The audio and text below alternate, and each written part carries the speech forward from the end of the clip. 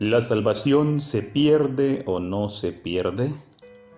Saludos cordiales, gracia y paz de Dios nuestro Padre y del Señor Jesús para todos los amigos y hermanos de mi canal de YouTube Jesús Verdad Eterna. Les saluda su amigo y hermano en Cristo Sergio Rodríguez, discípulo del Señor Jesús. Recordemos el lema de mi canal de YouTube, Jesús Verdad Eterna.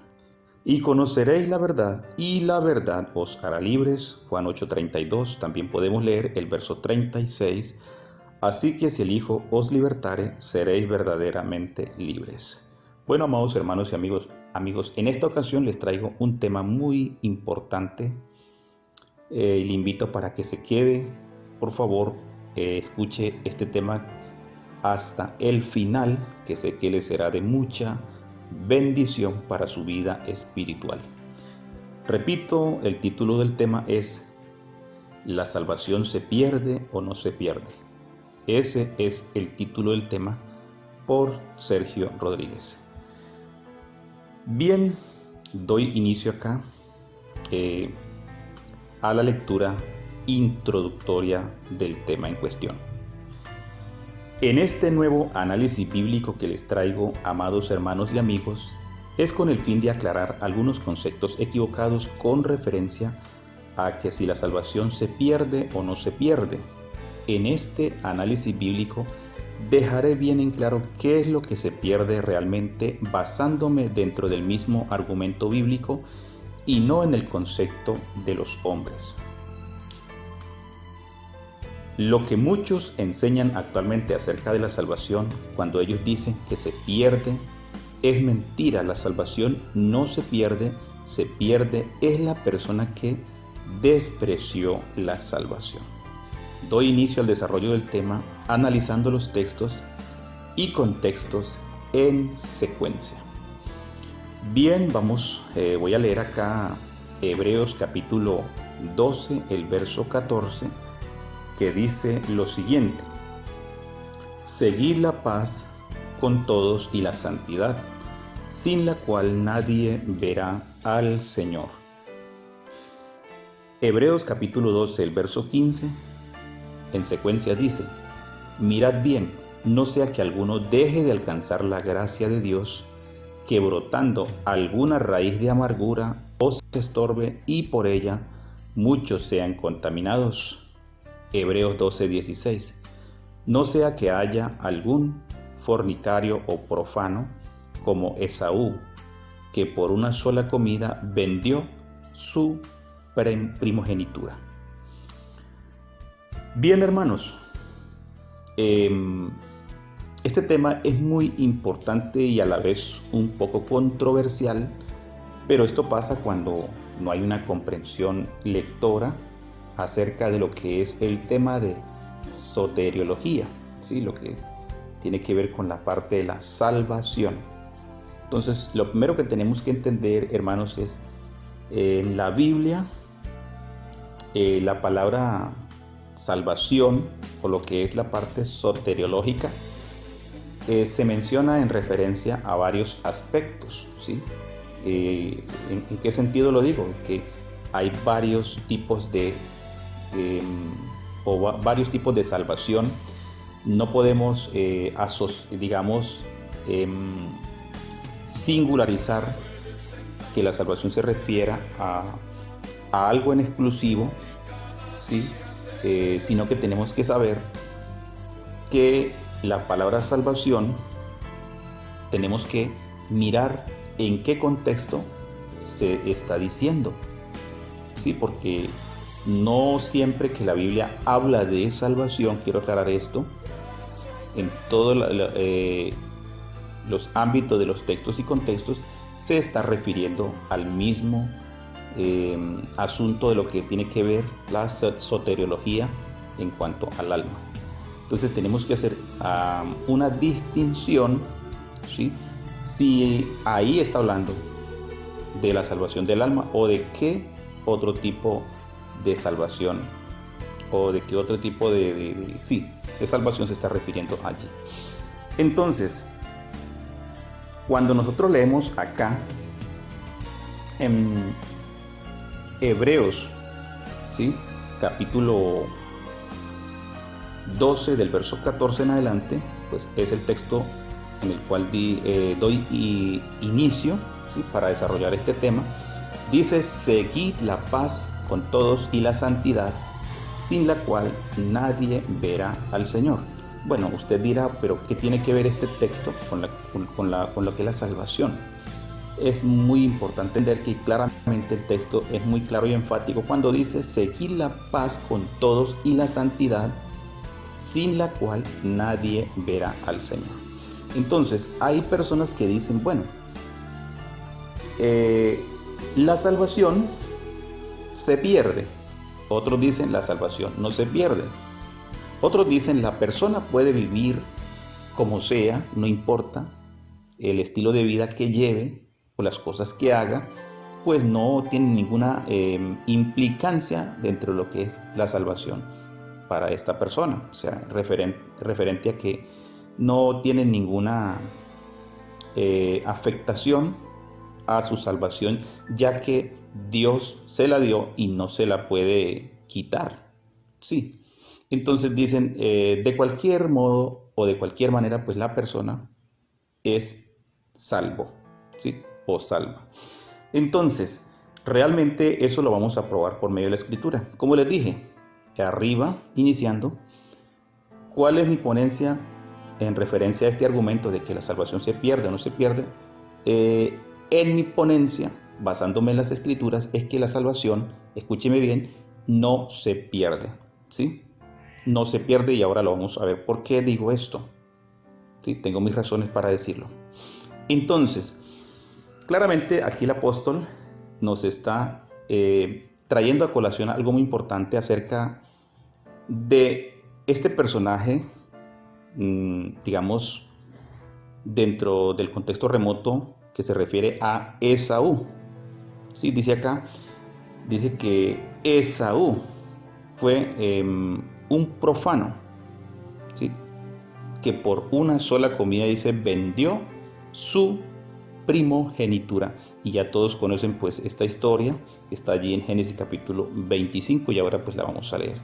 Entonces, tenemos que tener en cuenta que la salvación es un don o un regalo dado de parte de Dios. O sea, la salvación procede directamente de Dios. Por ende, una persona que recibe, ¿sí?, este regalo, este don inmerecido, y lo aprecia, lo guarda, ¿sí?, no lo profana, lo cuida con abnegación, entonces, ¿qué pasa? Esta persona pues va a obtener esa vida eterna, o sea, esa salvación, pues si él no la deja ir o escapar, pues esta persona va a ser salva. Entonces, aquí encontramos la palabra prófano del griego, de la numeral 952, que dice bebelos, ¿sí? Bebelos es la palabra profano. Veamos aquí la definición de profano. Dice: accesible, como cruzando la entrada, es decir, por implicación de nociones judías, ¿sí? Lo que se entiende en las nociones judías, dice pagano, malo, malvado. Definición: profano. Bueno, ahora vamos a leerlo allí desde el latín, que significa profanus, primer adjetivo, que no es sagrado ni sirve a usos sagrados, sino puramente secular. Segundo adjetivo, que no demuestra el respeto debido a las cosas sagradas. Presten mucha atención. Tercer adjetivo, que carece de conocimientos y autoridad en una materia. Cuarto adjetivo, libertino o muy dado a cosas del mundo. Quinto adjetivo, inmodesto, deshonesto en el atavío o compostura. Bueno, entonces vamos a leer aquí este punto muy importante. Dice acá, ahora el capítulo 12 de Hebreo, el verso 17, dice: porque ya sabéis que aún después deseando heredar la bendición, fue desechado y no hubo oportunidad para el arrepentimiento, aunque la procuró con lágrimas. Bien, entonces vamos a leer acá acerca de lo que pasó allí con Esaú, y para esto vamos a remitirnos a Génesis capítulo 25, verso 28 al 34, que dice lo siguiente: Isaac quería más a Esaú porque le gustaba comer de lo que él cazaba, pero Rebeca prefería a Jacob. Verso 29. Un día en que Jacob estaba cocinando, Esaú regresó muy cansado del campo. Verso 30. Y le dijo: por dame un poco de ese guiso rojo que tienes ahí, porque me muero de hambre. Por eso a Esaú también se le conoce como Edom. El verso 31 dice: primero dame a cambio de tus derechos de hijo mayor. ¿Sí? Contestó Jacob, dice acá. Veamos algo muy importante acá. El verso 31 dice acá: primero dame a cambio tus derechos. O sea, en la otra versión dice que Jacob le dice a Esaú: véndeme tu primogenitura. Y eso es lo que significa acá, ¿sí? Derechos de hijo mayor, ¿sí? Entonces Esaú dijo, veamos qué dijo Esaú: como puedes ver, me estoy muriendo de hambre, de manera que los derechos de hijo mayor no me sirven, dice, de nada. El verso 33 dice lo siguiente: júramelo ahora mismo, insistió Jacob. Esaú se lo juró, y así le sucedió a Jacob sus derechos de hijo mayor. O sea, en otras palabras, le vendió su primogenitura en aquel día. Entonces, dice, Jacob le dio a Esaú pan y guiso de lentejas. Cuando Esaú terminó de comer y beber, se levantó y se fue sin dar ninguna importancia, dice, a sus derechos de hijo mayor, ¿sí? Veamos qué significa la primogenitura bíblicamente. Entonces, acabamos de leer acerca de este evento allí en Génesis 25, del 30 al 34, con los textos que leímos ahí, acerca de la primogenitura que Esaú le vendió a Jacob por un plato de lentejas, o sea, por una comida. Es tremendo esto, ¿eh? Veamos aquí lo que nos dice acerca, pues, del privilegio de ser primogénito. Dice acá: en la cultura de esa época, el primogénito, el mayor de los hijos, recibía la primogenitura, la cual abarcaba el derecho de presidir la familia y heredar una parte doble de los bienes y de las tierras de su padre a la muerte de éste. Esaú cambió algo que hubiera sido para él de gran valor en el futuro, su primogenitura, por algo de escaso valor que podía obtener ya y que satisfacía enseguida su apetito, o sea que le daba una gran satisfacción inmediata. Constantemente podemos ver en la gente en la actualidad cambiar oportunidades y bendiciones eternas por cosas mundanas o por aquello que satisfaga su apetito inmediatamente. Entonces, amados hermanos, es evidente ver que muchas personas que después de haber tenido este regalo en sus manos, ¿sí? Porque nosotros, los hijos de Dios, tenemos una primogenitura, digámoslo, en el sentido espiritual, o sea, aún algo mayor, ¿sí? Algo realmente de más valor y más estima que la primogenitura que tenía Esaú, ¿sí? La cual le daba ese privilegio de ser como esa cabeza después de suceder a su padre. Entonces, Es la persona aquí, el primogénito literalmente, tenía unos privilegios extraordinarios dentro del clan de esa familia, dentro del núcleo familiar. Y nosotros ahora, quiero que leamos ahora acá, en la parte espiritual, ¿sí? Dice acá, este subtítulo o título que he posteado acá, dice: los hijos de Dios somos llamados primogénitos. Hebreos 12, 22 al 24 dice: más bien os habéis acercado al monte Sión, dice, a la ciudad del Dios vivo, a la Jerusalén celestial, a la reunión de millares de ángeles, a la asamblea de los primogénitos que están inscritos en los cielos, a Dios el juez de todos los espíritus de los justos ya hechos perfectos, a Jesús el mediador del nuevo pacto, y a la sangre rociada que habla mejor que la de Abel.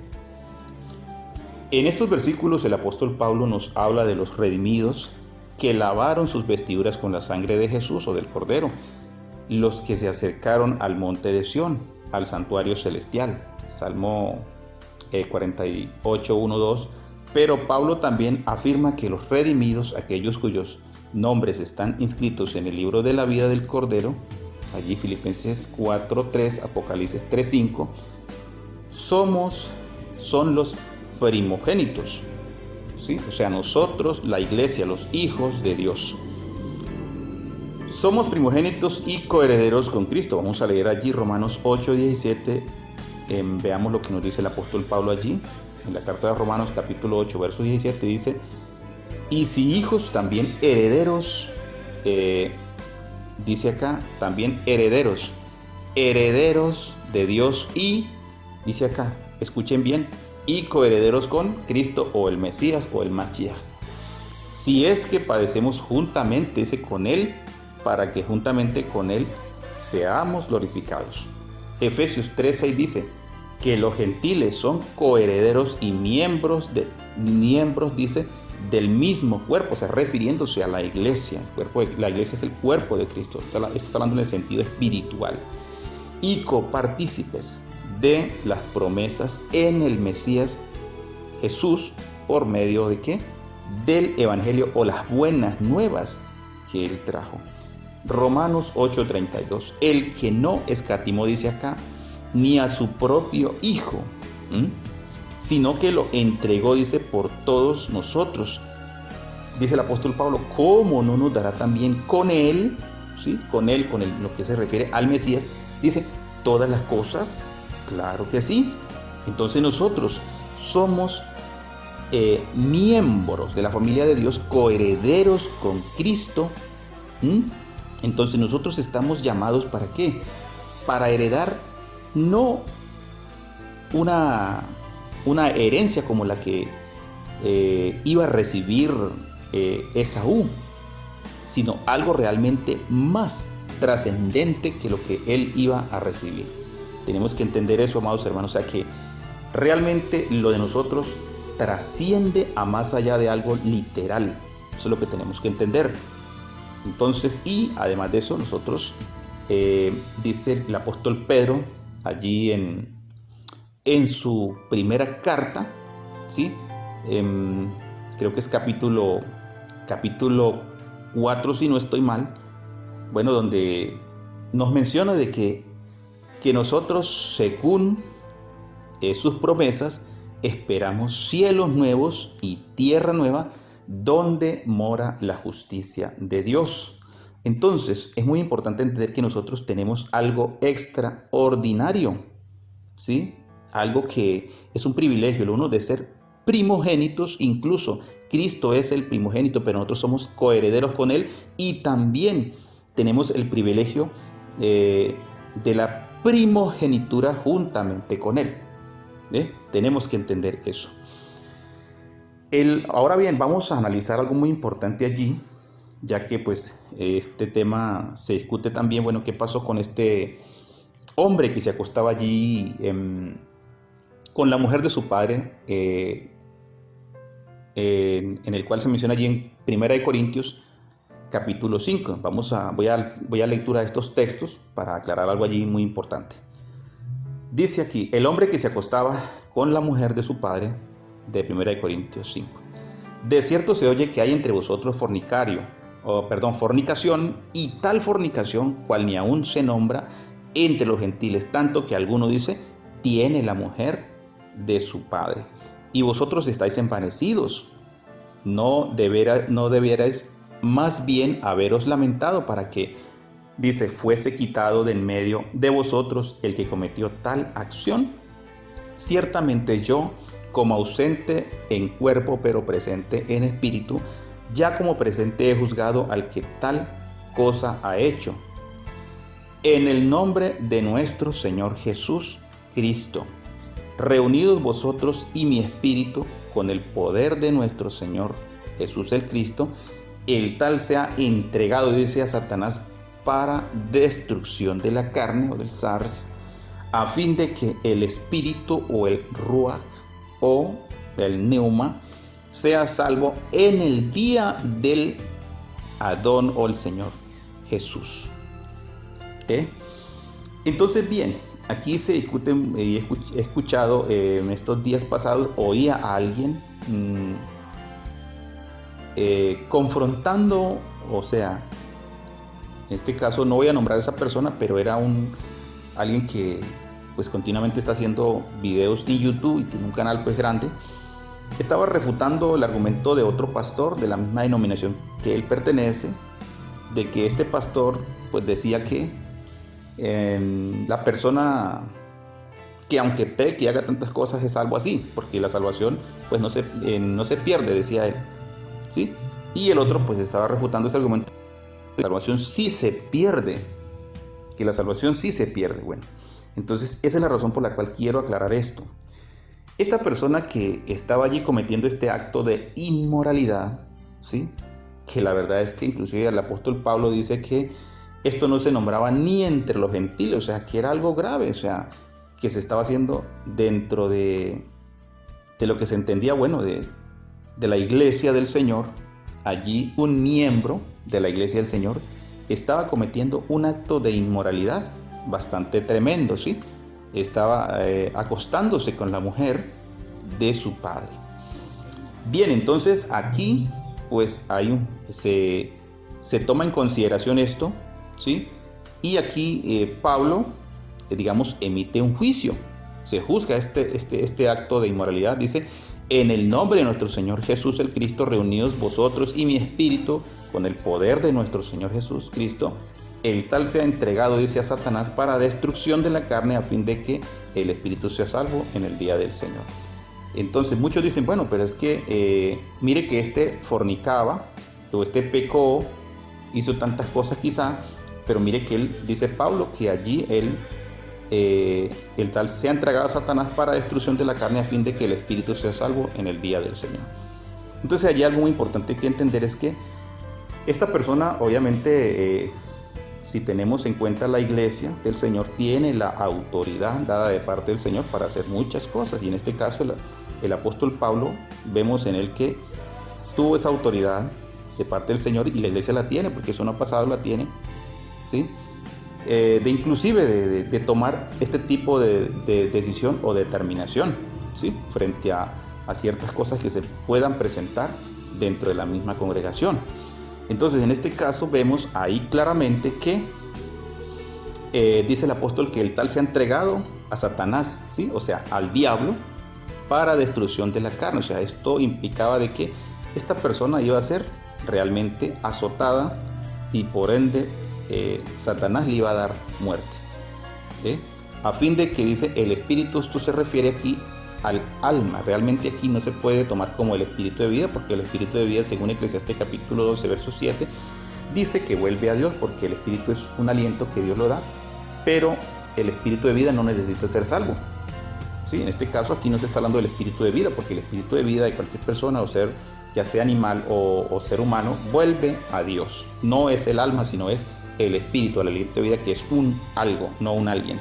Pero aquí se está hablando de este espíritu que sea salvo en el día del Señor. Se refiere a un alguien, que se refiere al alma del individuo, del sujeto, que obviamente pues él iba a morir. Pero la pregunta es, en este caso, ¿por qué Pablo dice esto? Que a fin de que eh, sea destruida su carne o su cuerpo, ¿sí? O sea, su vida. Y a fin de que el espíritu dice sea salvo en el día del Señor. O sea, se está refiriendo en la venida del Señor, en la segunda venida de Cristo.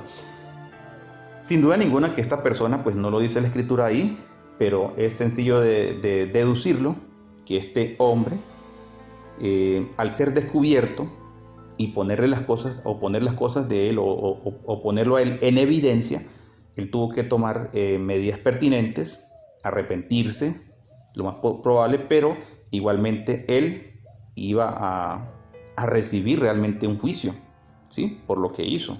Así como también Ananías y Zafira, cuando ellos mintieron a Dios, sustrajeron de la heredad que vendieron, pues también allí hubo un juicio, y nosotros lo podemos leer allí en Hechos capítulo 5. Entonces, bien, amados hermanos, entonces aquí, pues de ninguna manera esta persona, esto no indica que una persona fornicando, haciendo cualquier tipo de inmoralidad o cualquier otro acto, ¿sí? O obra mala, va a ser salvo así, no. O sea, la persona, si se arrepiente, reconoce su pecado, su falla, obviamente que Dios lo perdona, Dios lo restaura, y la persona, y persevera hasta el fin, como dice la Escritura, pues la persona es salva. ¿Sí? Eso lo vamos a ver ahora más adelante. Pero de ninguna manera este no es un texto que se pueda decir, bueno, es que ahí, mire que ese fue salvo y estaba en pecado. No. O sea, esta persona tuvo que haberse arrepentido. ¿Sí? Que no lo dice la Biblia, no, pero es lógico que esa persona tuvo que ser, ya, por eso se le llamó la atención, por eso se le hizo un juicio y se le puso en evidencia su pecado. Entonces, lo más lógico es que el apóstol dice que a fin de que el espíritu sea salvo en el día del Señor. O sea, que esta persona es salvo, ¿sí? Es salvo, pero también tuvo que enfrentar las consecuencias en base al pecado que él cometió. Eso es lo que hay que entender. Entonces, esta persona, lo más lógico y razonable es que tuvo que reconocer su pecado, su falta, y se arrepintió, pero la consecuencia sí vino sobre él. Así que eso es muy sencillo de entender. Pero de ninguna manera Dios va a salvar a una persona, un fornicario, porque arriba lo dice claramente, mira que ninguno deje alcanzar, ¿sí? La gracia de lo que leímos. Vamos a leerlo nuevamente para que ustedes se den cuenta que totalmente, pues, si alguien cree de esa manera, pues en la Escritura totalmente lo refuta, ¿sí? Y Dios, pues, no va a cambiar esto, porque claramente dice que seguir la paz con todos y la santidad, sin la cual nadie, dice, verá al Señor. O sea, sin santidad realmente nadie verá al Señor. O si nosotros no vivimos en santidad, no estamos en el Señor, no podemos realmente ver al Señor. Y esto indica de que nosotros, pues, no vamos a ser salvos, sencillamente así. Entonces, mira lo que dice aquí el Hebreos 12:15, dice, mirad bien, no sea que alguno deje de alcanzar la gracia de Dios. Y la gracia es el regalo, el don de la salvación, ¿sí? Que brotando, dice, alguna raíz de amargura os estorbe, y por ella muchos sean contaminados. Dice aquí el verso 16, dice, no sea que haya algún fornicario. Ahí la palabra es porneia, ¿sí? Dice, profano. Entonces ya leímos el concepto de definición de profano, como Esaú, que por una comida vendió su primogenitura. Entonces, bien, hermanos, ya eso lo expliqué. Ahora vamos a avanzar, porque es importante continuar con este tema. Bien, entonces aquí viene el otro punto muy importante, otros puntos muy importantes. La salvación pertenece a Dios y al Cordero. Entonces voy a leer acá lo que he escrito. Dice, la salvación no se pierde de ninguna manera. ¿Por qué razón digo esto? Sencillo, la salvación viene del Señor, no viene de los hombres. Quien se pierde es la persona, no la salvación, porque la salvación viene de Dios. Él es la salvación, es la razón por la cual la salvación, dice, no se pierde. Quiero que tengan muy en cuenta esto. Ahora bien, ¿qué quiero aclarar acerca de lo de Esaú? ¿Sí? Alguien dirá, pero bueno, es que Esaú perdió su primogenitura, o sea, la primogenitura se perdió. Realmente, lo que perdió Esaú fue su derecho, porque él vendió realmente su derecho, el privilegio. O sea, él vendió el privilegio que tenía, obviamente, de ser ese hijo, ¿sí? Que iba a estar por encima de todo el resto, quien iba, como decir, a llevar la batuta en este aspecto.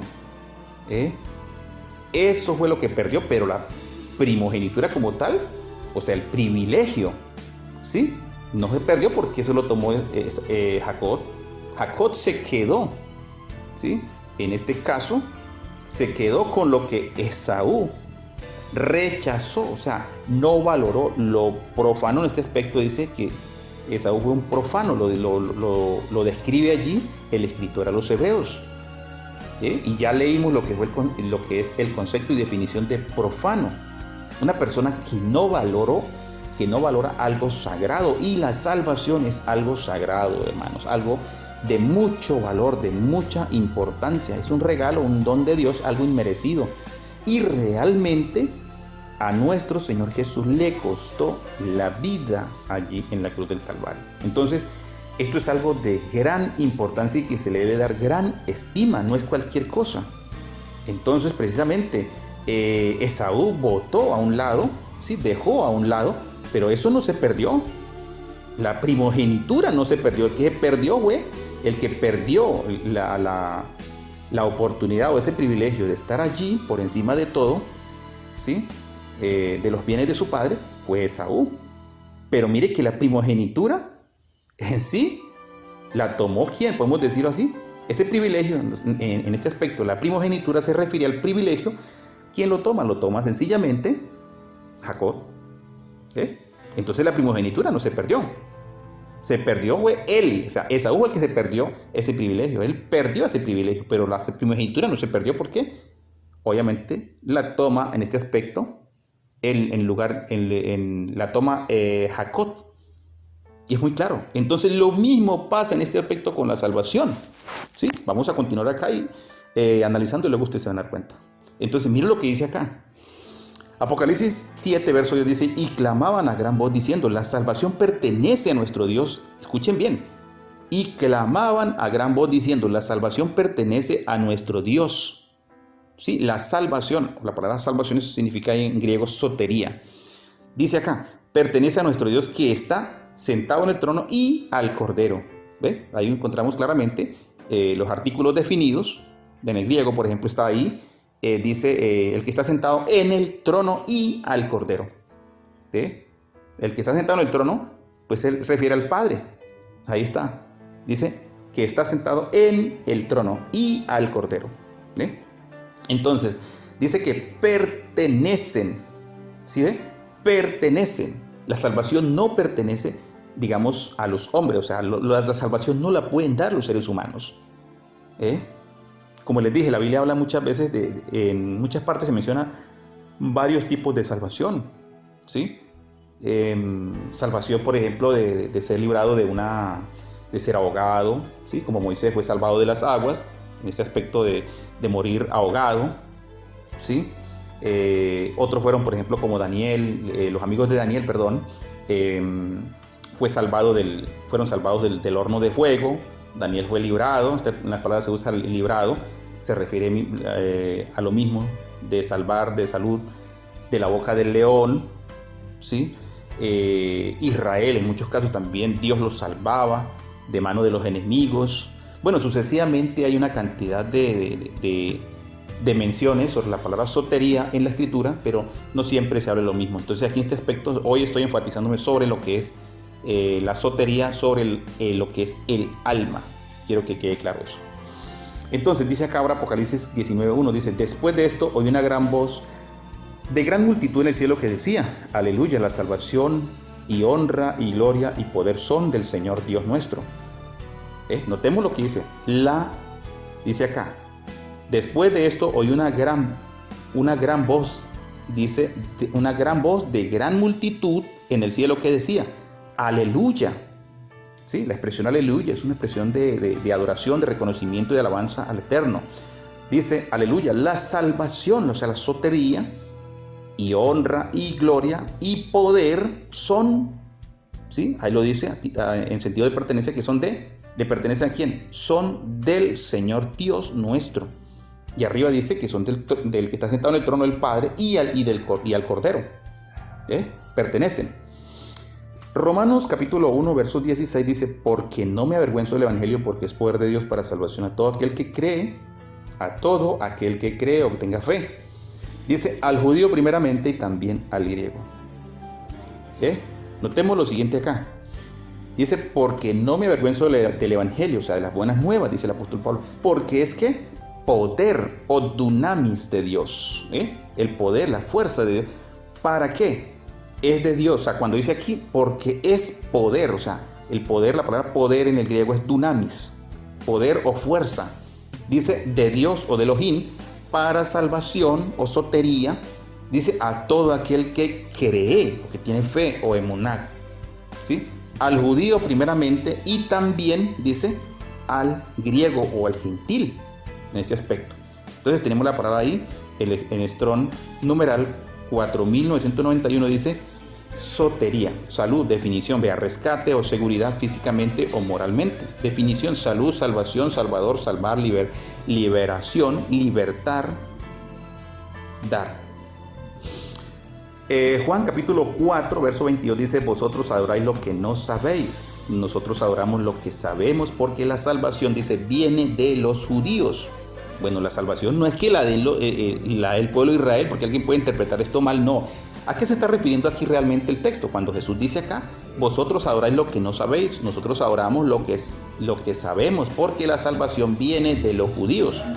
¿Por qué la salvación viene de los judíos? Sencillamente porque nuestro Señor Jesús fue un judío, o sea, el Hijo de Dios, cuando se manifestó en carne, obviamente él vino del linaje de David, del linaje davídico. Entonces él era el hijo de David, o como se llama en hebreo, Ben David.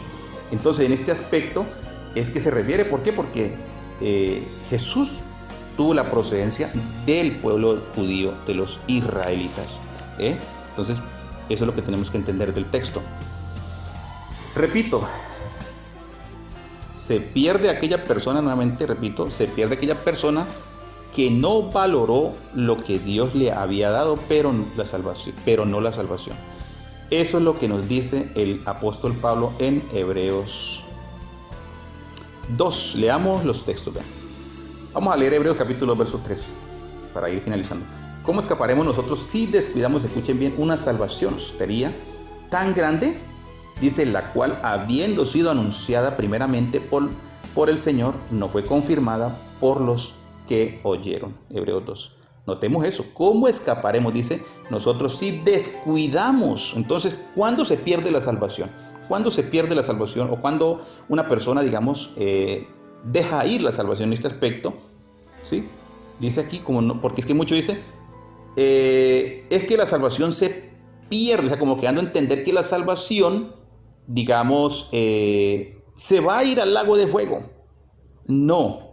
Realmente lo que tenemos que entender, hermanos, acá en este punto es, dice, ¿cómo escaparemos si descuidamos una salvación tan grande? Entonces, esta persona que se descuida, ¿sí?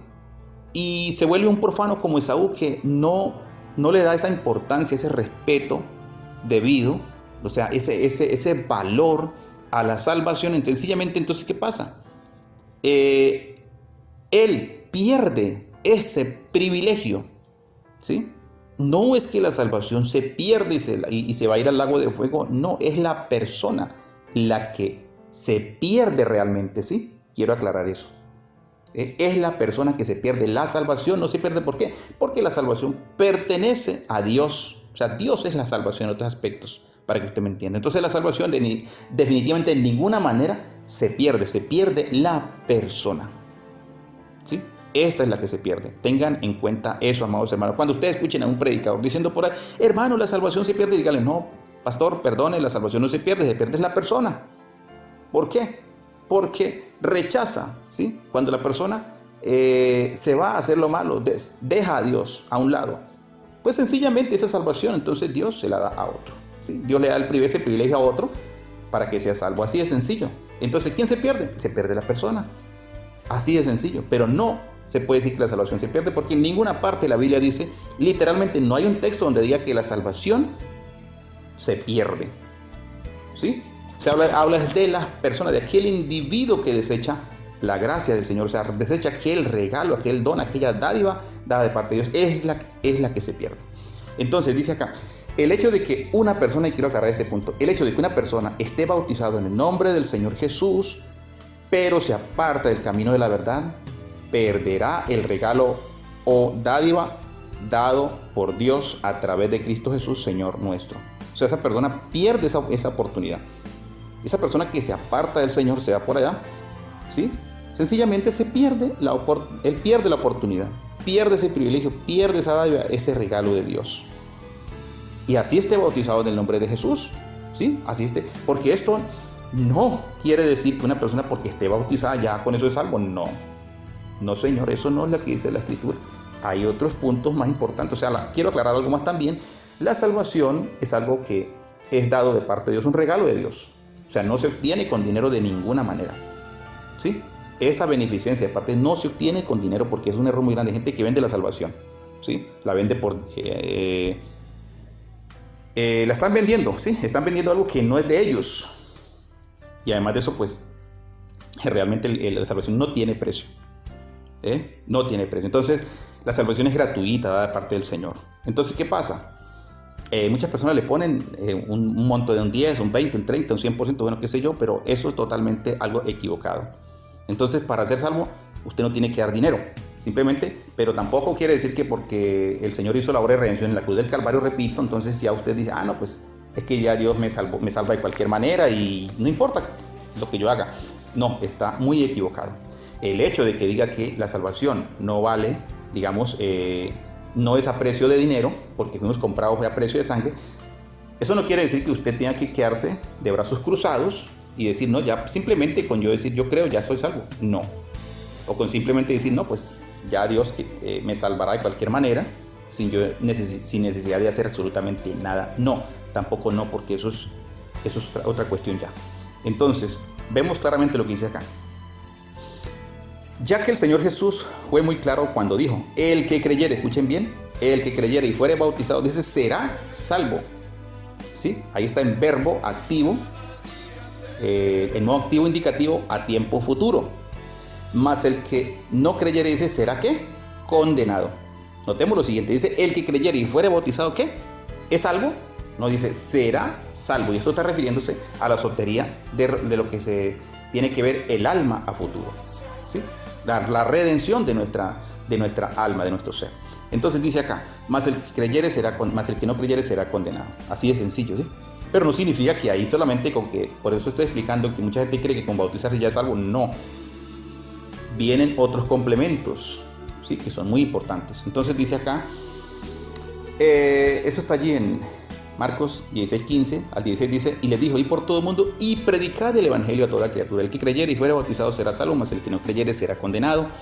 Aquí en este capítulo tenemos la palabra será salvo. La palabra dice será, esta indica verbo de tiempo futuro. Por otro lado, también tenemos otra expresión que Jesús dijo y es la siguiente. Vamos a leerlo allí en Mateo 24:13. Dice, mas el que persevere hasta el fin, este será salvo. Notemos que la construcción gramatical pues es la misma que aparece ahí en Marcos 16:15 al 16, ¿sí? Esas dos tienen la misma expresión. Entonces ahí está claramente, usted puede ver que están en verbo activo indicativo, ¿sí? A tiempo futuro. Veamos qué nos dice allí la palabra en el Strong, ¿sí? Numeral 400 o 4982, dice soso. La palabra que se usa allí dentro de este texto es soso, que significa hacer salvo. Definición: salvar, es decir, librar o proteger literalmente o figuradamente. Definición en Reina Valera: hacer salvo, librar, misericordia, preservar, salvar, sanar, sano. Eso es lo que significa. Entonces la palabra que se usa allí es soso.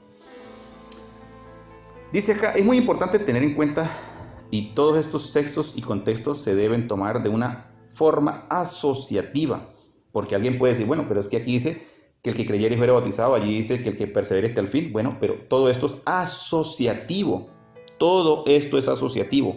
Entonces, dentro de la palabra que dice que sin santidad nadie verá al Señor, no simplemente ahí está excluyendo una cosa a la otra, no, todo indica de la obediencia y de la forma como usted vive delante del Señor. Todo esto va de una forma asociativa, asociado, en otras palabras para que me entiendan, no disociado, sino asociado. Hay gente que disocia una cosa de otra y eso no se puede hacer.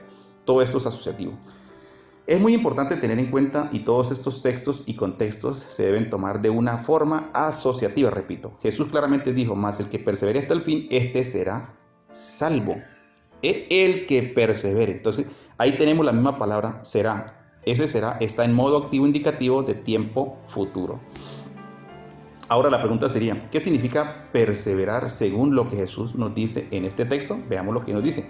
La respuesta la pondré en los siguientes textos bíblicos. Así que los que recibieron su palabra, dice, fueron bautizados y se añadieron aquel día como 3,000 personas y perseveraban, ahí tiene la palabra perseveran, en la doctrina o instrucción o enseñanza, dice, de los apóstoles, en la comunión o koinonía, ¿sí? Porque refiere a armonía y todo esto, unos con otros, en el partimiento, dice, del pan y en las oraciones. Nótese que dice que y perseveraban. El verso 42 dice y perseveraban en la doctrina.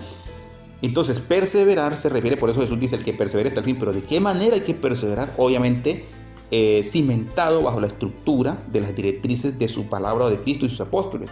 O sea, bajo esas directrices de su enseñanza. Entonces, de esa manera es que se debe perseverar. El que persevere, es decir, es toda aquella persona que se guarda para Dios, obedeciendo su palabra como está escrita, viviendo santa y rectamente. Primera Tesalonicenses 5:23 dice, y el mismo Dios de paz os santifique por completo y todo vuestro ser, espíritu, alma y cuerpo sean guardados, ¿qué? Irreprensibles para la venida de nuestro Señor Jesús el Cristo. Luego leímos allí lo que nos dice en Hebreos, seguid la paz y la santidad sin la cual nadie verá al Señor. ¿Sí? Bueno, ya leímos ahí, arriba está el texto, aquí lo posteriormente, pero aquí vamos a leer lo que nos dice Levíticos 27, dice, santificaos pues, y sé santo, dice, porque yo, Yud Hei Bad Hei o Yahweh, soy vuestro Elohim. Claramente dice, entonces, dice santificados, pues sed santos, ¿sí? Allí vemos que este sed es un imperativo, una orden que el Señor da, y sed santos porque, o sed santos, Kadoshim, ¿sí? Que refiere santos en el hebreo, Kadoshim, porque yo Yahweh, soy vuestro Elohim o vuestro Dios. Primera de Pedro 5:15 dice, sino como aquel que os llamó es santo, Kadosh. Entonces acá, sed también vosotros santos en toda vuestra manera de vivir. Notemos lo siguiente, dice, Primera de Pedro 1:16, dice, porque escrito está. ¿Dónde está escrito? En Levítico, dice, porque escrito está, sed santos porque yo soy santo, y ahí está nuevamente el mismo imperativo, y lo trae a colación el apóstol Pedro. Cada día que pasa debemos santificarnos más y más, y esto se conoce como la santidad progresiva, amados hermanos, y esto es algo bíblico porque está allí en Apocalipsis capítulo 22, vamos a leerlo, el 22, el verso 11 dice, ahora leamos lo que nos dice Juan en Apocalipsis 22. Dice, el que es injusto, escuchen bien, sea injusto todavía. Y el que es inmundo, sea inmundo todavía. Y el que es justo, practique la justicia todavía. Y el que es santo, santifíquese todavía. Por eso les dije que es una santidad progresiva. Cada día debemos irnos limpiando, purificando más con la ayuda del Señor, a través de su bendita palabra que va purificando nuestra mente y nuestra conciencia, todo. Por eso el apóstol nos hace este llamado, sé santos, o sea, el Señor a través de sus siervos dice, sé santos porque yo soy santo. Ahora leamos aquí para ir terminando, ¿cuánto mayor castigo pensáis que merece el que pisoteare, dice, al Hijo de Dios y tuviere por inmunda, ¿sí? O profanar, se puede entender aquí también, porque la persona que profana, ¿sí? Algo sagrado, pues realmente mire las consecuencias son tremendas. La sangre del pacto en la cual fue santificado e hiciere afrenta al Espíritu de gracia. Dice, ¿cuánto mayor castigo pensáis que merece el que pisoteare? ¿Sí? O sea, el que desprecie, el que rechace, el que profane esta salvación, o sea, la tenga en poco, pues realmente va a tener una gran retribución de parte de Dios. Tesalonicenses, segunda Tesalonicenses 1:9 dice, los cuales sufrirán pena de eterna perdición, excluidos de la presencia del Señor y de la gloria de su poder, perdón. Entonces, claramente, todos aquellos que desprecian este don, este regalo, esta dádiva, la desprecian, la botan por ahí, entonces, sencillamente ellos se perderán. Eso no se va a perder. Sí, la salvación no se pierde, pero estas personas sí, que desprecian la salvación, sí se van a perder y serán añadidos juntamente con aquellos perversos malvados, contra aquellos que hacen maldad, iniquidad, y obviamente pues su destrucción será en el lago de fuego. Pero luego el apóstol dice acá, Hebreos 10:39, dice, pero nosotros no somos de los que retroceden, no somos de los que retroceden, ¿sí? Sino los que perseveran para, dice acá, sino de los que retroceden para perdición, sino de los que tienen fe, de los que creen, para preservación del alma. Noten eso, o sea, por eso el Señor Jesús dijo allí, el que persevere hasta el fin, este será salvo. Entonces, ¿qué quiere decir? Es aquella persona que no retrocede, aquella persona que sigue, camina y camina cada día más, limpiándose, purificándose, porque él sabe que tiene una salvación muy grande y que no puede dejarla que se vaya, no puede dejarla a un lado, ¿no? ¿Por qué? Porque sencillamente el Señor se la va a dar a otro. Y si esa persona se va a perder esa oportunidad. Es evidente que muchos pastores y maestros de la teología bíblica en cuanto a este tema de la soteriología del alma no lo tienen definido. Sería muy bueno que todas estas personas que han enseñado este tema de forma equivocada hicieran sus correctivas antes de cuestionar a otros con respecto al tema de la salvación del alma. Así que ahí les dejo en claro que quien se pierde es la persona, no la salvación. Tengo mucho más para agregar, pero lo dejo hasta aquí. Saludos cordiales, gracia y paz para todos. Espero que esto les sea de ayuda para el desarrollo de sus vidas espiritualmente. Fin de la exposición. Les habló su amigo y hermano en Cristo, Sergio Rodríguez, discípulo del Señor Jesús. Les invito a suscribirse a mi canal de YouTube, Jesús Verdad Eterna. Dele like y comparta las enseñanzas a los demás hermanos para que todos sean edificados en la común fe. Amén y amén. Shalom a todos.